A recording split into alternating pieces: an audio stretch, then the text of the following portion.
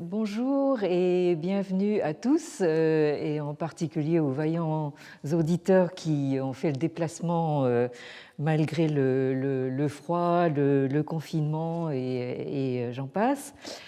Alors, nous sommes partis de la formule tellement rebattue mais rarement remise en question, Chine, 5000 ans de civilisation continue, dont nous avons vu qu'elle est loin d'être fondée, mais qu'elle figure au tout premier plan du discours officiel actuel, et aujourd'hui plus que jamais, au point qu'il va bien falloir à un moment donné se demander pourquoi.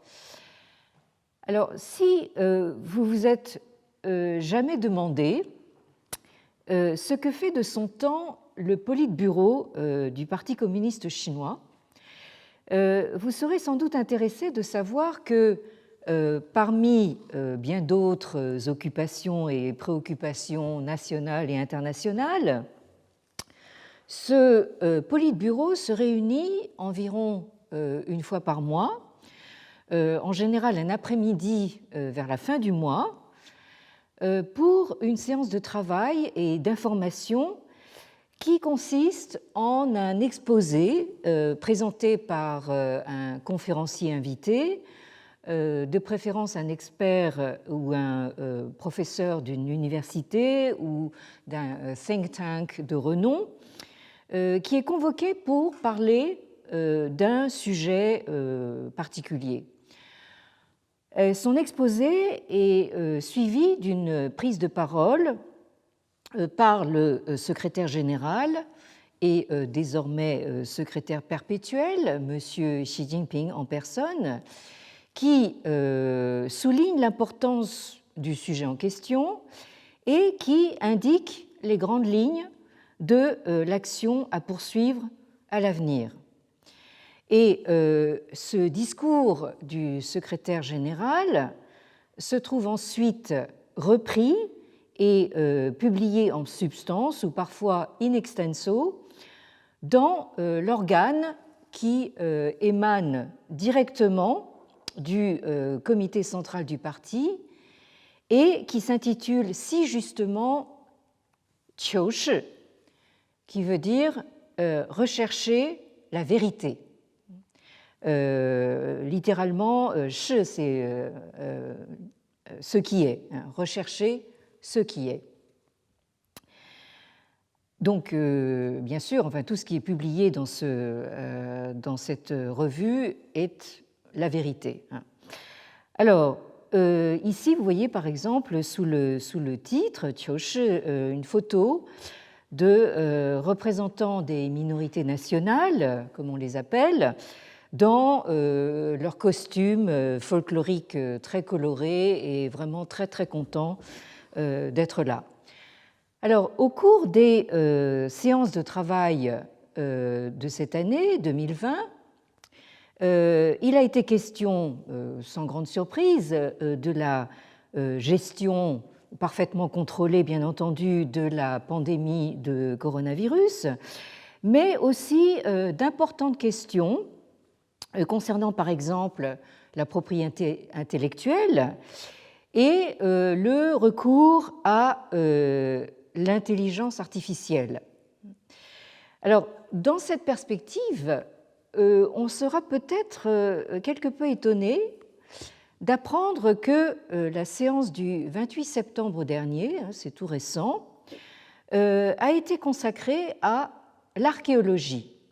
Vous avez bien entendu donc l'archéologie, sujet sur lequel a été convoqué ce monsieur qui s'appelle Chen Xingcan, qui est un chercheur en archéologie de l'Académie des sciences sociales de Chine, qui est né en 1964. Et alors non seulement donc cette séance a été consacrée à l'archéologie, mais en plus le discours du secrétaire général a été ensuite publié in extenso dans cette revue Qiushi, donc qui permet justement une analyse beaucoup plus approfondie que l'habituel résumé qu'on a d'habitude. Alors, dans son discours, le secrétaire général dit ceci: notre pays a 1 million d'années d'histoire humaine, 10 000 ans d'histoire culturelle et plus de 5 000 ans d'histoire civilisationnelle. Les derniers résultats archéologiques montrent que la Chine est la patrie, la mère patrie de l'humanité sur son côté oriental, et en cela, elle occupe une place primordiale au même titre que l'Afrique pour ce qui est donc des origines de l'espèce humaine. Alors j'ajoute entre parenthèses que, je rappelle plutôt que de nombreux paléontologues et paléanthropologues chinois récusent purement et simplement la thèse qui fait pourtant consensus au niveau international, cette thèse de l'origine africaine de l'Homo sapiens, le fameux Out of Africa. Et en sont témoins mes collègues du Collège de France, Jean-Jacques Hublin et Luis Quintana Murci, qui m'ont chacun d'eux parlé de leur difficulté, pour ne pas dire plus, à discuter donc de ce sujet avec leurs homologues chinois. Alors, le secrétaire général continue en disant que l'homme de Pékin, c'est lui qui a inventé le feu, la fabrication du feu, il y a 500 000 ans, et en cela il a été l'un des premiers dans le monde entier.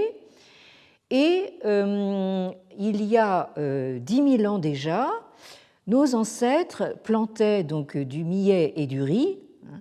Et donc, la Chine est à l'origine donc de l'agriculture, au même titre donc que l'Afrique du Nord.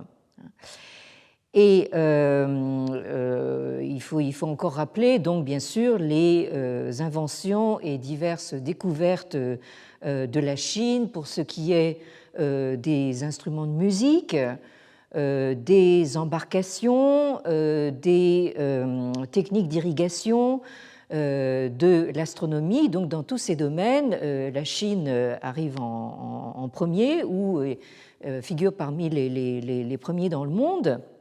Et là, d'une façon assez amusante, on croit entendre parler des inventions attribuées à l'empereur jaune que nous évoquions donc la semaine dernière.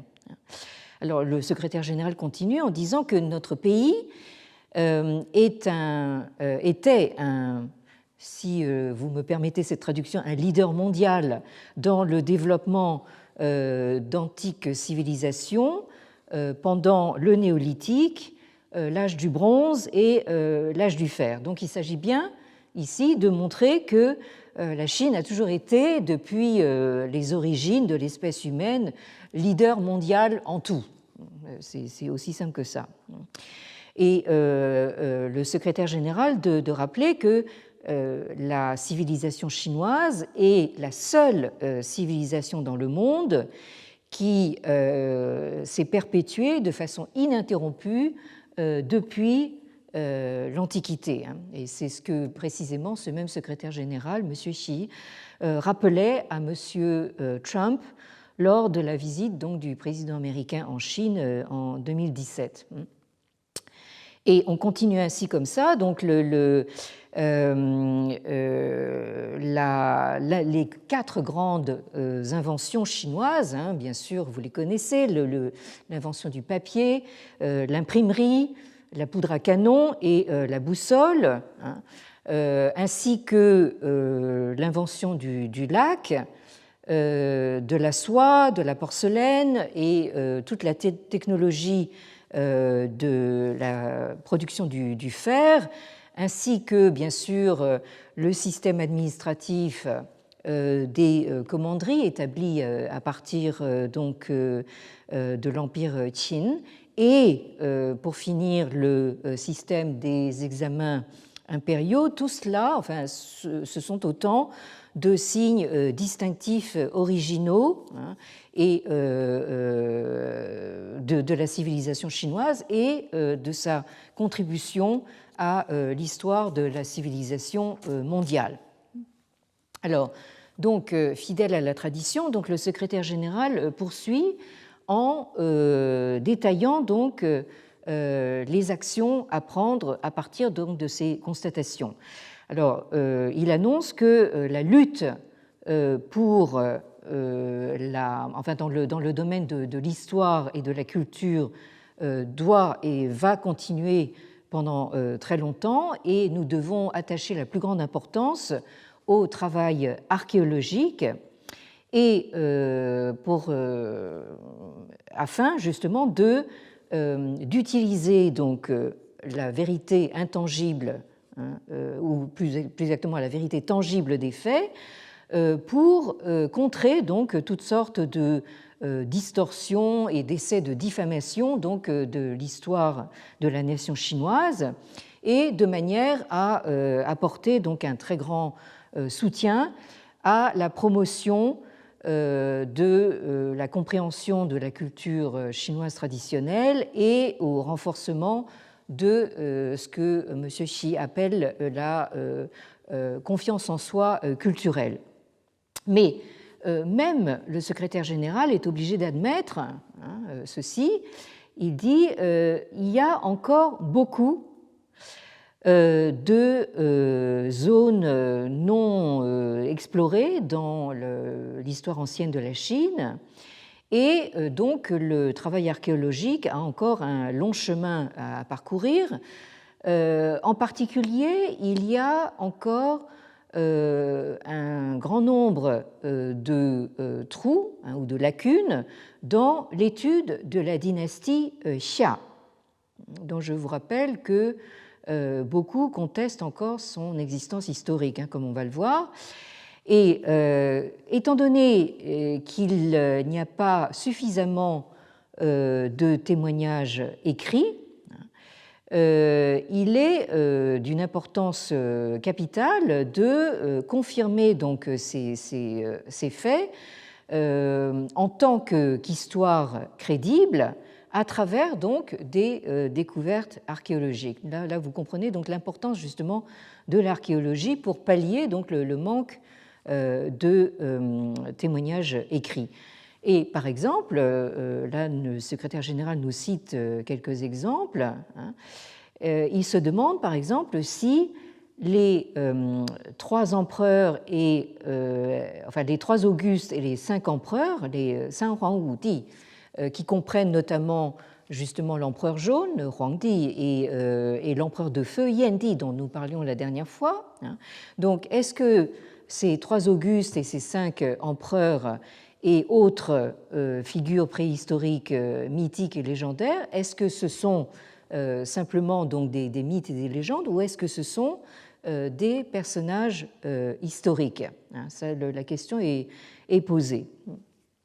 Et donc le secrétaire général en déduit qu'il est nécessaire de développer un système et de soutenir des politiques pour faire en sorte que le travail archéologique vienne en premier et que les transferts de propriété viennent en second, de façon à ce que par exemple des terrains qui sont susceptibles de contenir en fait des vestiges historiques ou culturels ne puissent pas être utilisés, bâtis, échangés, transférés jusqu'à l'achèvement donc de l'exploration et de l'excavation archéologique en accord avec la loi.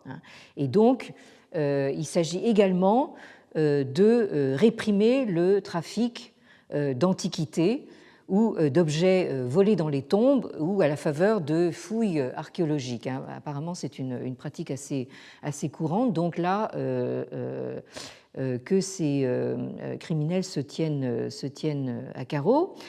Et enfin, il s'agit d'éduquer et de guider les cadres et les masses, et tout spécialement la jeunesse, pour comprendre la filiation historique de l'origine et du développement de la civilisation chinoise, pour comprendre les réalisations splendides de cette civilisation et les contributions tout à fait significatives de cette civilisation à la civilisation humaine. Donc, pour cela, nous devons continuer à renforcer la cohésion nationale et la fierté nationale. Alors là, le grand mot est lâché. Donc, on nous parle de cohésion et de fierté nationale.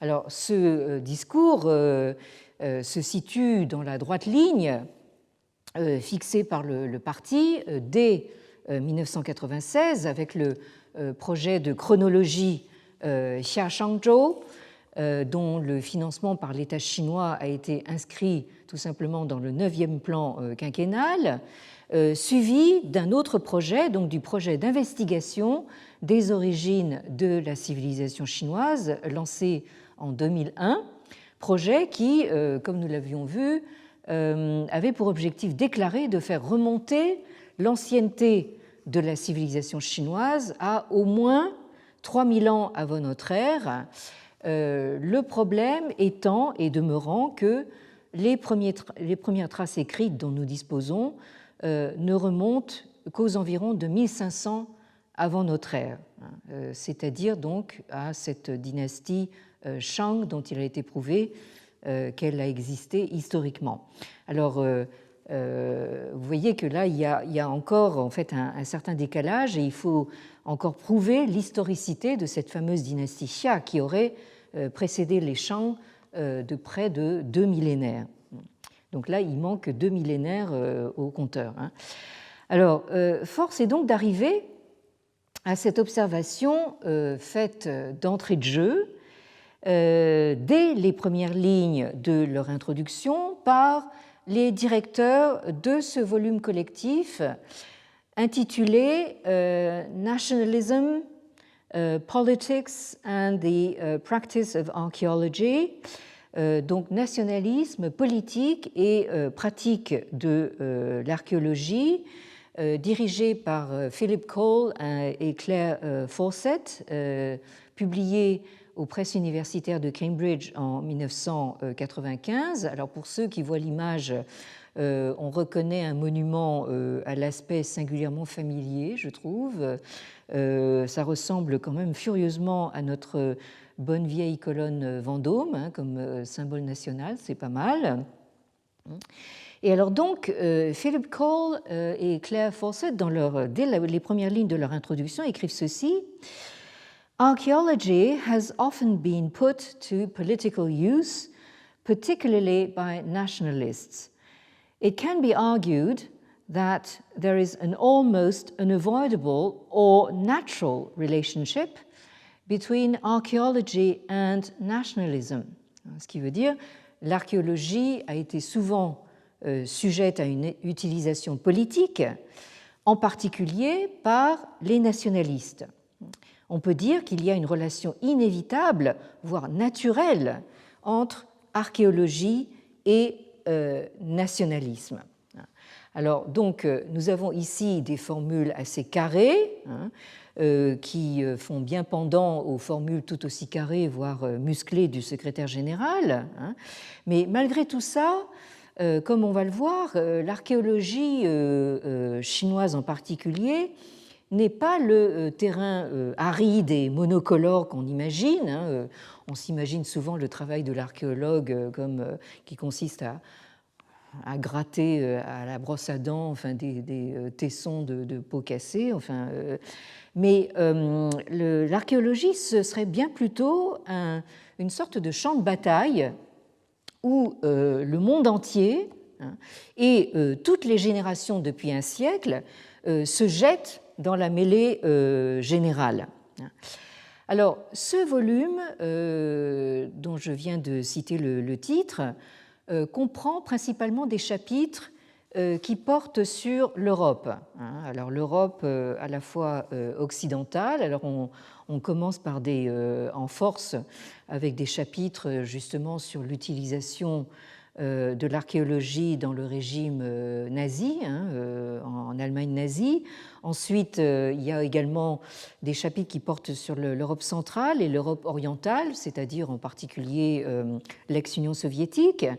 Mais il y a une dernière partie qui est consacrée à l'Asie orientale. Vous avez 2 chapitres sur la Chine, un sur la Corée et un sur le Japon.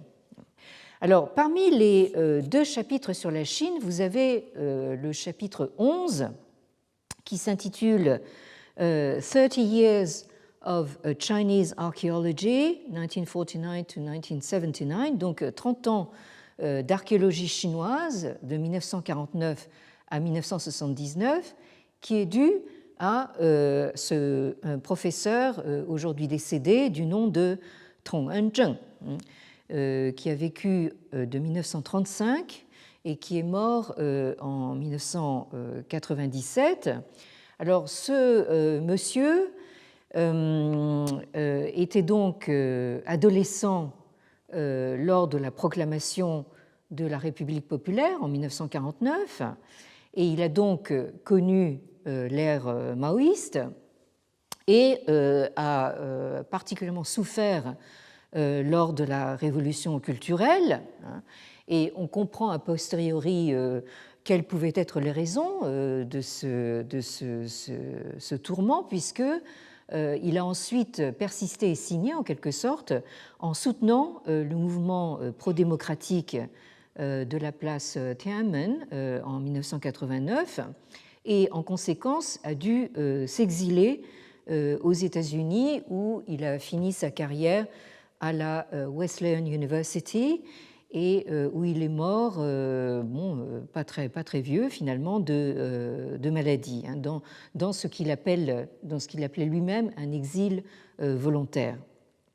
Et donc le professeur Tron rappelle que ces 30 années, c'est-à-dire entre l'instauration de la République populaire en 1949 et la sortie de la révolution culturelle et de l'ère maoïste à la fin des années 1970, ces 30 années ont été marquées par la prédominance du schéma marxiste et, du moins jusqu'aux années 1960, par l'influence soviétique sur les théories et les pratiques archéologiques en Chine. Alors, son chapitre parle évidemment des grands pontes, si je puis dire, qui ont régné sur l'archéologie pendant toute cette période.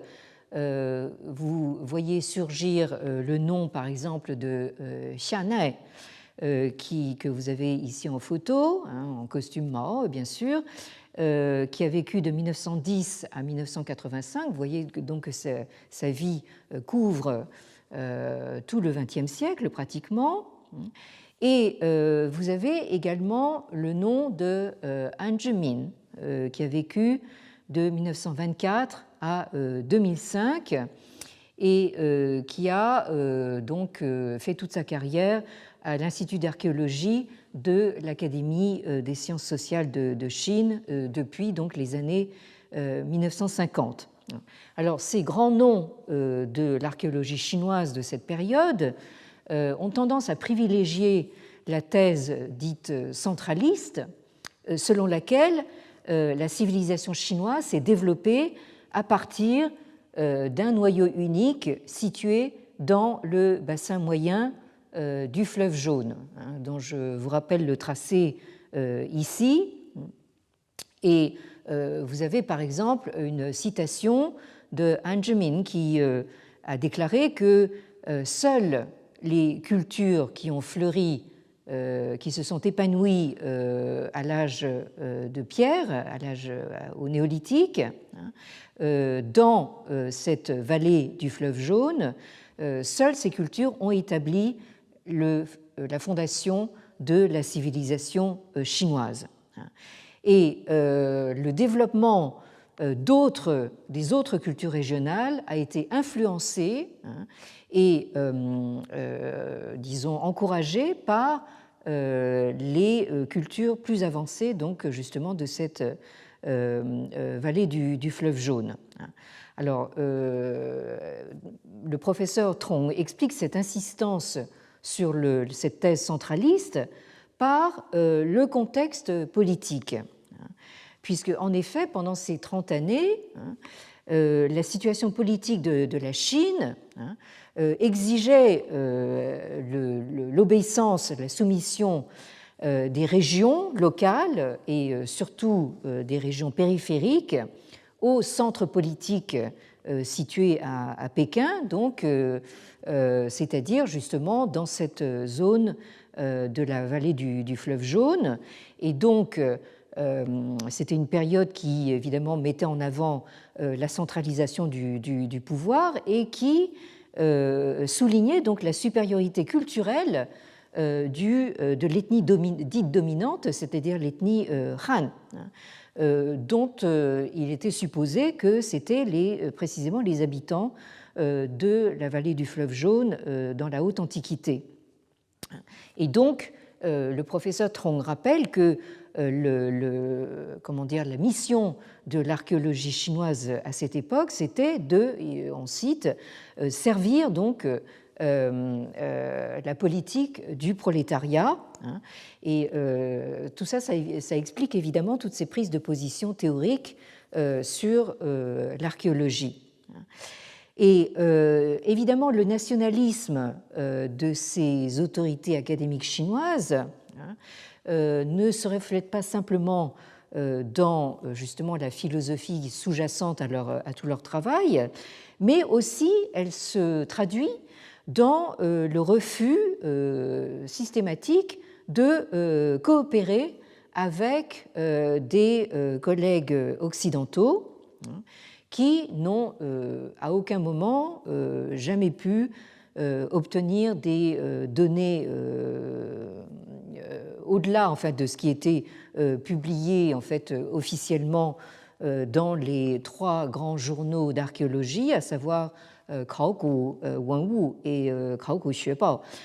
Donc, toutes les informations qui n'étaient pas publiées dans ces revues officielles étaient absolument indisponibles pour les collègues étrangers, et les étudiants étrangers, enfin occidentaux, qui choisissaient justement de s'intéresser à l'archéologie chinoise, ou même qui étudiaient dans des universités chinoises, n'étaient pas autorisés donc à prendre part donc aux fouilles archéologiques. Alors, dans ce tableau très très centraliste, rares ont été les archéologues de ces 30 années à s'opposer à cette thèse et à défendre au contraire l'idée de multiples foyers de civilisation, comme l'évoque le schéma que vous avez ici. Alors, la rare exception que certains d'ailleurs considèrent un peu comme un héros, parce qu'il n'a jamais voulu démordre justement de ses positions, c'est le professeur Su Pingqi, que vous avez à droite sur la photo. Vous voyez qu'il a une tête plutôt sympathique, outre qu'il faisait de la résistance, mais il a vécu donc lui aussi pendant tout le XXe siècle, entre 1909 et 1997. Et vous le voyez ici, j'aime beaucoup cette photo parce qu'on le voit assis à côté d'un autre très grand nom de l'archéologie chinoise qui s'appelle Zhang Guangzhi, qui a vécu donc de 1931 à 2001. Alors nous allons avoir bientôt l'occasion de revenir sur ce professeur Zhang Guangzhi, mais pour l'instant, pour parler donc des thèses de Su Pingqi, il semblerait que la thèse anticentraliste de Su Bingqi faisait référence à la tradition ouverte par la nouvelle historiographie de l'ère nationaliste, c'est-à-dire en fait de l'époque républicaine, sous le règne du Kuomintang, donc avant 1949, qui, au lieu de considérer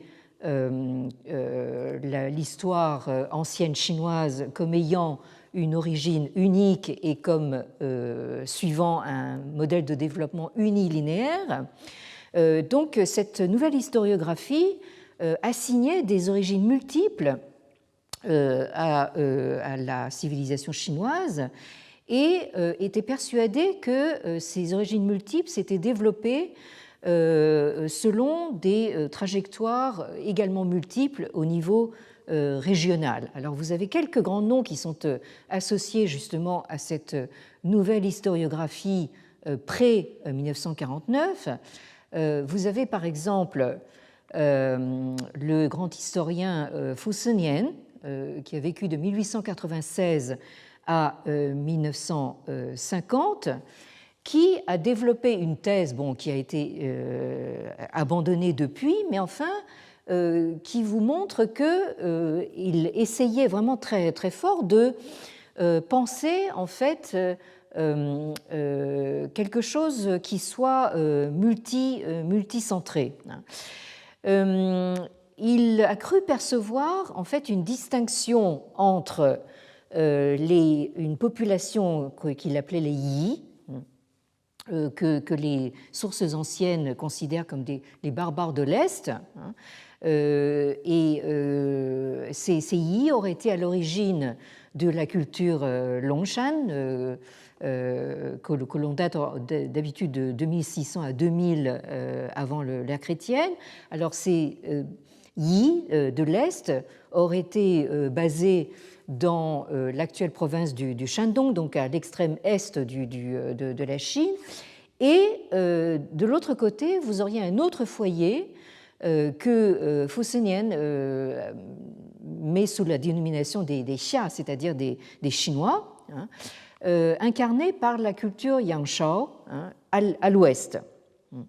Et il va même jusqu'à considérer que la culture Longshan, donc à l'est, a été à l'origine de la civilisation Shang, alors que Yangshao, à l'ouest, était considéré comme l'origine des Zhou. Bon. Alors, évidemment, Fu Senian, opérant dans les années 1930, ne disposait pas de toutes les découvertes archéologiques qui ont été faites entre-temps et donc élucubrait un petit peu dans son coin. Donc, comme je disais, sa thèse a été abandonnée, mais enfin, ça vous montre quand même la tendance générale.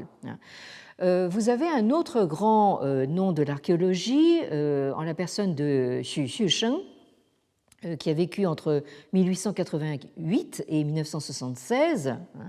Et ce Xu Xusheng a été, le mentor de Su Bingqi quand il était encore un débutant. Et ce Xu Xusheng, en fait, ajoute encore un troisième foyer possible de civilisation au sud, avec ce qu'il appelle les Miao, et qu'il situe donc dans le bassin moyen du fleuve Yangtze, donc beaucoup plus au sud. Alors, cette thèse, disons, multicentrée, a trouvé également un certain crédit auprès de ce troisième grand nom de l'époque, à savoir le professeur Li Ji, qui a vécu de 1896 à 1979. Alors tous ces grands noms ont formé justement les générations post-49, que ce soit à Taïwan ou en Chine populaire sur le continent, en archéologie. Mais alors, évidemment, force est de constater qu'après 1949 sur le continent, on est revenu justement à un schéma beaucoup plus centraliste, et dans lequel Su Bingqi fait véritablement exception.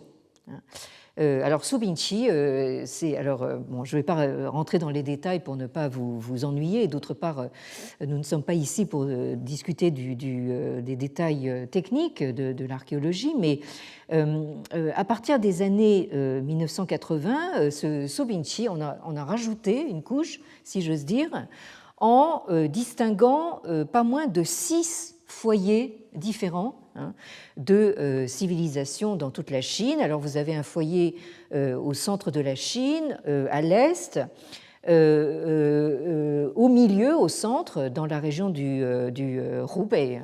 Donc là, je parle à certains de mes auditeurs ici présents. Ensuite, un autre foyer dans le delta du Yangtze, plus à l'est, et également un foyer au sud de la Chine, dans le delta de la rivière des Perles, et enfin une zone au nord qui serait des deux côtés de la Grande Muraille. Et pour complexifier encore la chose, le professeur Su émet l'hypothèse que chacun de ces grands foyers comprenait encore un certain nombre de sous-régions. Donc là, vous voyez que pourquoi maintenant on le considère un petit peu comme un héros, parce qu'il se détachait véritablement du schéma centraliste dominant. Alors, pour en venir maintenant au deuxième chapitre consacré à la Chine, dans ce volume collectif sur les rapports entre nationalisme et archéologie, c'est un chapitre qui s'intitule The Regionalist Paradigm in Chinese Archaeology, c'est-à-dire donc le paradigme régionaliste dans l'archéologie chinoise, qui est dû à ce monsieur qui s'appelle Lothar von Falkenhausen, qui est né en 1959 et qui est actuellement l'un des plus éminents spécialistes occidentaux de l'archéologie en terrain chinois. Alors, comme son nom l'indique, il est d'origine allemande, donc c'est un Européen. C'est quand même à noter, et c'est même, on pourrait dire, quelqu'un d'origine aristocratique vu sa particule, c'est bien von Falkenhausen, mais qui a fait sa carrière aux États-Unis et qui est actuellement professeur donc à UCLA, donc University of California, at Los Angeles. Alors, quand je disais tout à l'heure que l'archéologie chinoise, c'est un champ de bataille où tout le monde vient se jeter dans la mêlée, donc vous voyez, nous avons parlé jusqu'à maintenant de grands noms de l'archéologie chinoise proprement dite, mais maintenant, vous avez également donc les Américains ou assimilés ou les Européens qui se jettent dans la bataille. Alors, dans ce chapitre, le professeur von Falkenhausen nous explique que depuis, donc il parle en 2005 et il dit que depuis une décennie, donc il parle en gros des années 1990, l'étude de l'archéologie préhistorique et de l'histoire ancienne en Chine a subi un changement radical de paradigme, puisque jusque à la fin des années 70, c'est-à-dire jusqu'à la fin de l'ère maoïste, en gros, on a vu que prédominait cette thèse selon laquelle la civilisation chinoise a pris son origine donc dans le bassin moyen du fleuve Jaune et a rayonné à partir de là. Ça, c'est donc le modèle mono-foyer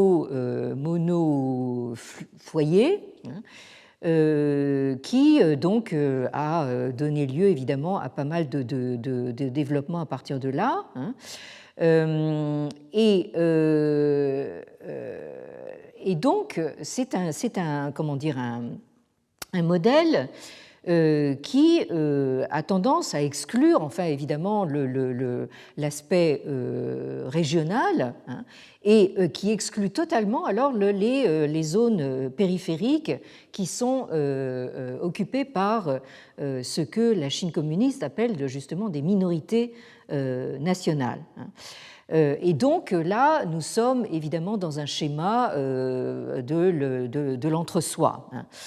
Alors, le professeur von Falkenhausen donc, nous rappelle que pour le public occidental, on a pu suivre justement l'émergence à partir de ce schéma premier à travers les 4 éditions de ce fameux livre qui s'intitule The Archaeology of Ancient China, l'archéologie de la Chine ancienne, du professeur Zhang Guangzhi, dont je parlais tout à l'heure, que vous avez vu en photo à côté du professeur Su Bingqi.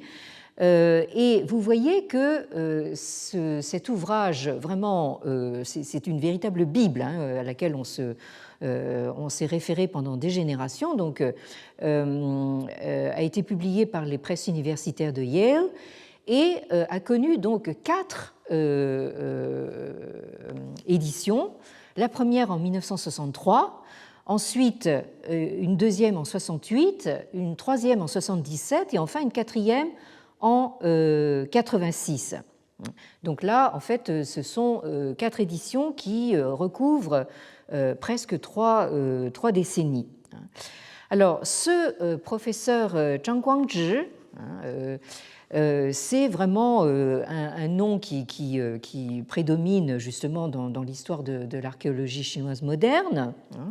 Alors, vous remarquerez que son nom est ici donné dans l'ordre occidental, hein, Guangzhi Zhang.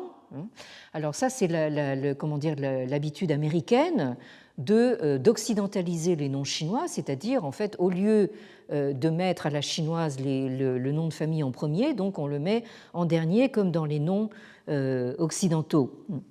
Et d'autre part, vous remarquez aussi que le système de transcription n'est pas le système de transcription qui est utilisé en Chine populaire, le système Pinyin, mais ici, il s'agit donc du système anglo-saxon dit Wade-Giles.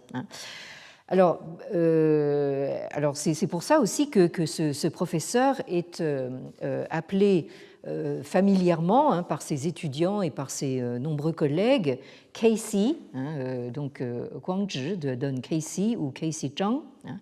Alors, il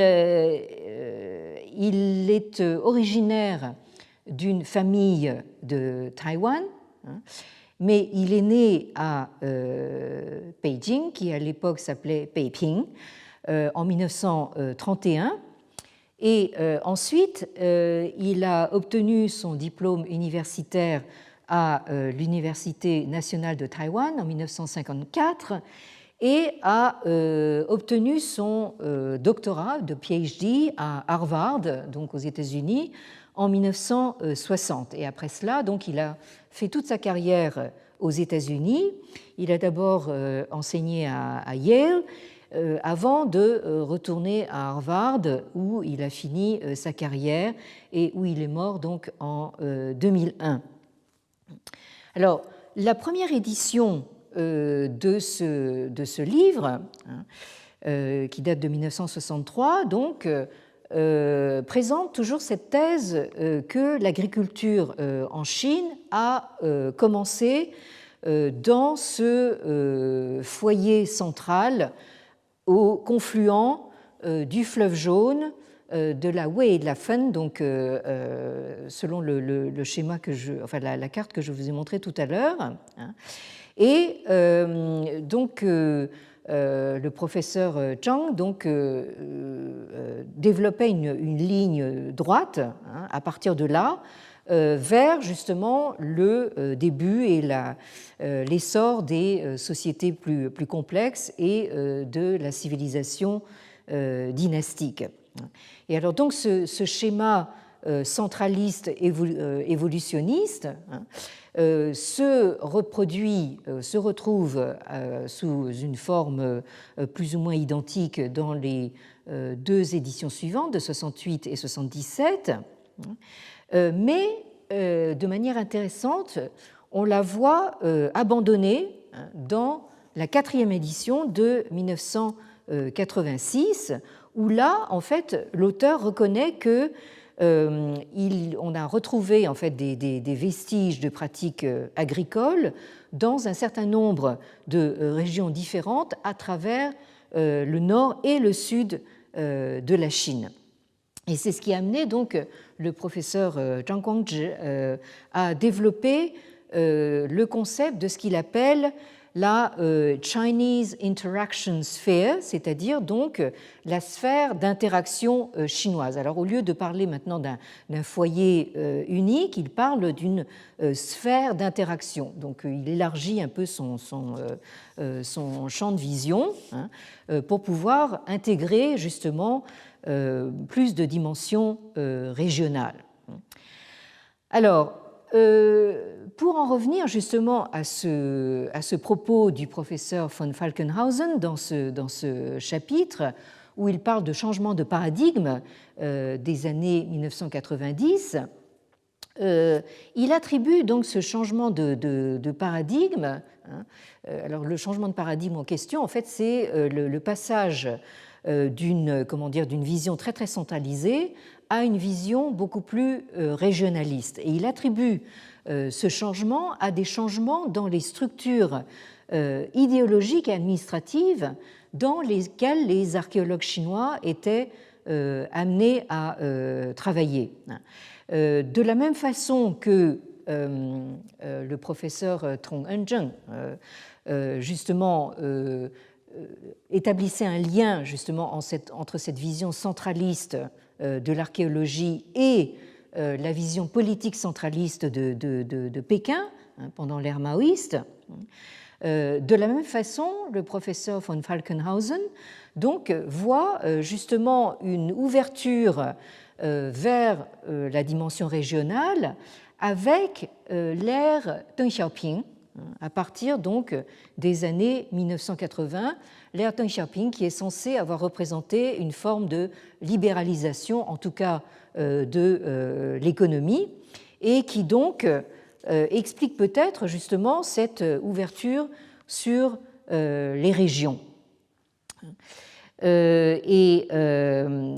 Alors, évidemment, le professeur von Falkenhausen, qui n'est pas tout à fait dupe, remarque que ce n'est pas parce qu'il y a cette ouverture sur les régions, qu'il y a cette nouvelle forme régionaliste, qu'elle ne reste pas centraliste, parce que en fait, ce sont maintenant les régions qui sont chacune une sorte de centre, enfin de foyer de civilisation, et chaque région ou chaque province même revendique justement sa propre centralité dans le tableau civilisationnel. Nos auditeurs ici qui ont bien connu la région de Wuhan peuvent en témoigner. Donc il y a une sorte de chauvinisme régional qui est très très fort actuellement en Chine.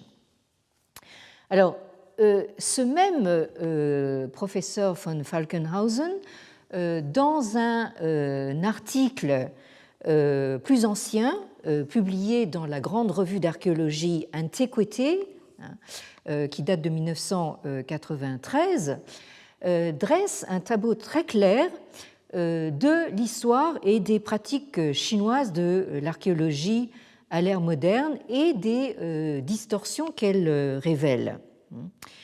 Alors, le professeur von Falkenhausen part des pratiques de l'historiographie chinoise traditionnelle dont il remarque qu'elles sont, que les annales, par exemple, dynastiques, sont très très fortement focalisées sur le personnage du souverain, hein, de l'empereur et de la dynastie régnante. Et ces annales reflètent essentiellement donc les interprétations officielles de la cour. Et donc, vous avez déjà, en fait, dans la tradition historiographique chinoise, cette tendance top-down, c'est-à-dire du haut vers le bas, que nous remarquions la dernière fois. Alors, naturellement, c'est une historiographie qui est quand même très, très sino-centrée, hein, et qui est de plus subordonnée à la notion d'une continuité culturelle, ethnique et historique ininterrompue, hein, accompagnée justement d'une très très forte notion d'unité. Donc, au fond, si vous prenez les annales dynastiques, vous avez en fait des séquences d'événements unilinéaires, hein, et qui ont une fâcheuse tendance à négliger complètement, à laisser de côté les traditions locales.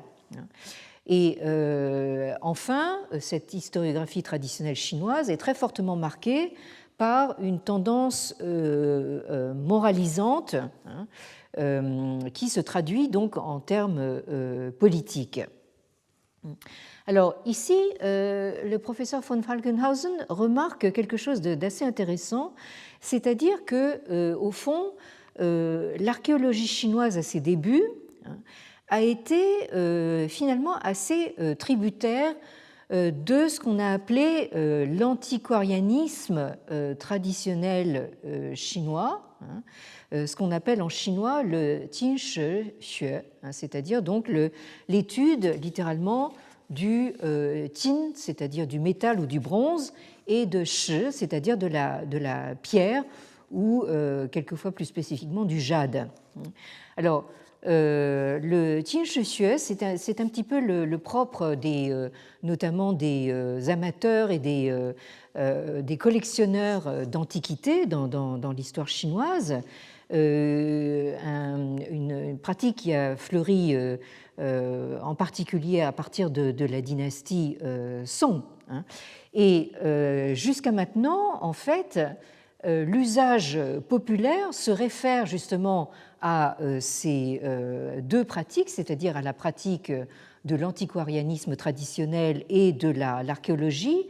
On s'y réfère par le même mot, qui est ce mot kraogu, qui veut dire littéralement krao, examiner, mener des enquêtes, une investigation dans le kuo, c'est-à-dire dans l'ancien, l'Antiquité.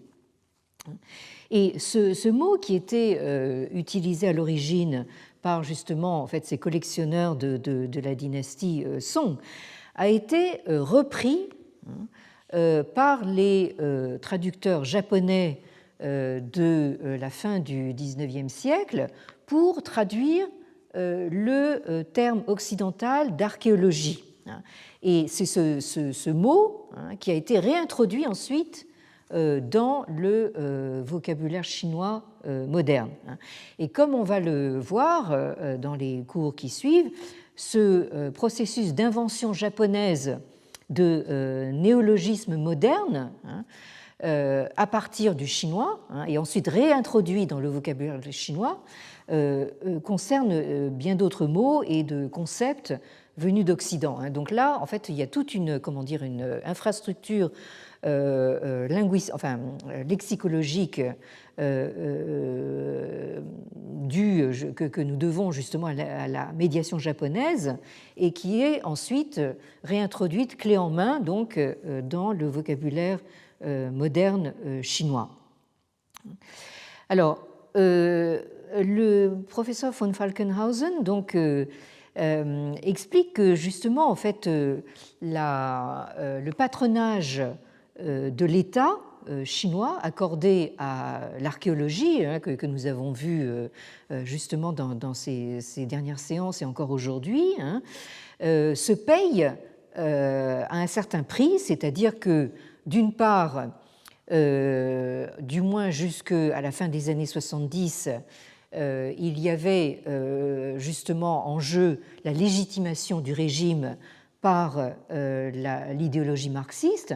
C'est moins vrai aujourd'hui, mais ce qui prédomine aujourd'hui comme enjeu, c'est justement, comme disait le secrétaire général tout à l'heure, donc la glorification de l'identité nationale et donc de la loyauté patriotique.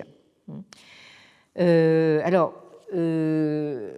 ce patronage de l'État se traduit également en termes de soft power chinois. Nous avons tous au moins une fois dans notre vie visité, fait la queue, été pressé comme hareng en caque dans des grosses expositions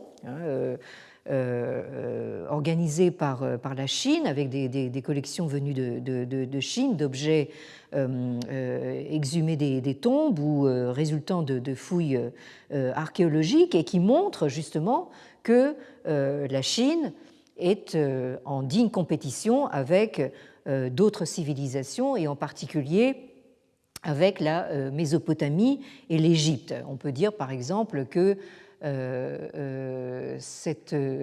vous avez ici un exemple de ces masques de bronze très énigmatiques qui proviennent du Sichuan.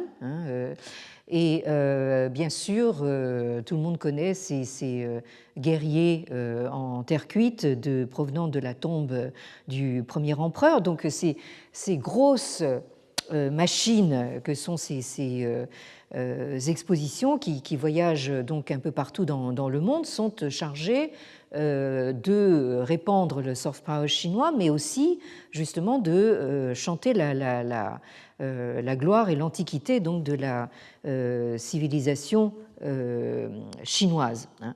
Mais malgré tout ça, et j'en terminerai là aujourd'hui, le professeur von Falkenhausen persiste à nous rappeler que jusqu'à maintenant, toutes les fouilles qui ont été pratiquées depuis des décennies, qui ont permis en particulier de mettre au jour en fait des vestiges de l'époque Shang, qui remontent jusqu'au deuxième millénaire avant l'ère chrétienne. Toutes ces fouilles et découvertes n'ont pas fait ressortir donc de vestiges écrits de la dynastie Xia. Et vous allez voir la prochaine fois qu'il y a véritablement là une bataille sur cette question, donc qui reste encore une question ouverte, comme l'admet le secrétaire général lui-même.